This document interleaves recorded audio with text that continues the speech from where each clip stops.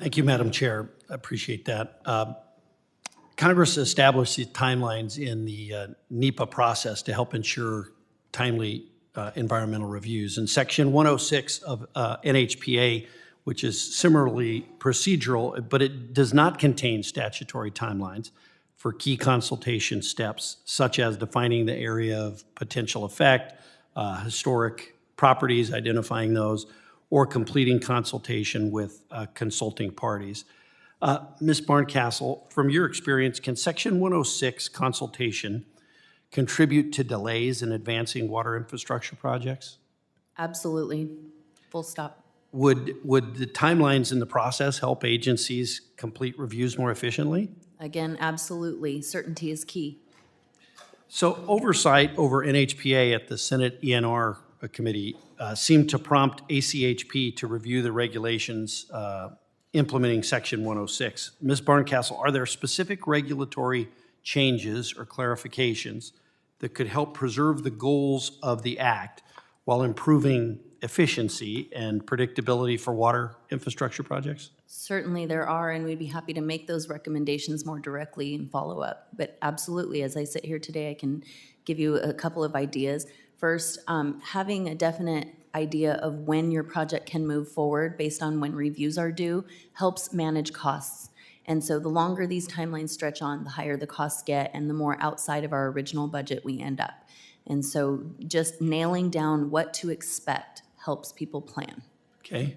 Did you have another one? I can go on for days. Arbitrary decision-making happens across the West, right? What might happen in New Mexico, what we might understand as the process there is not the same in other states. And so some sort of uniformity will help us because many of our projects span multiple political boundaries and state boundaries. The watersheds do not care what our political boundaries are.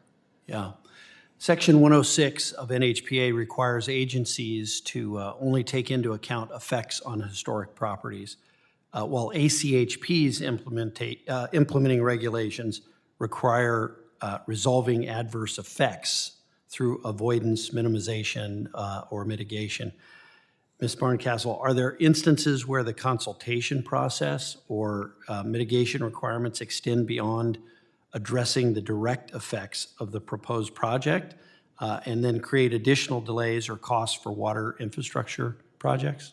Yes, and I can give you examples of projects that have both been scrapped Please. because those requirements go a little too far beyond what the project scope is, and I can give you instances where projects have moved forward and by surprise we have been taken off guard by the fact that there are new requirements we have to consider outside of the project scope. And while everybody has an interest in protecting historic properties, one thing we have to remember is something that the chairperson started this hearing with. These are aging infrastructures, in some cases over 100 years old. They are all historic. And so how do we preserve that properly while also preventing loss of life and loss of property? Because in southern New Mexico, if I can't repair a canal, that might mean that the next storm is drowning people. Yeah.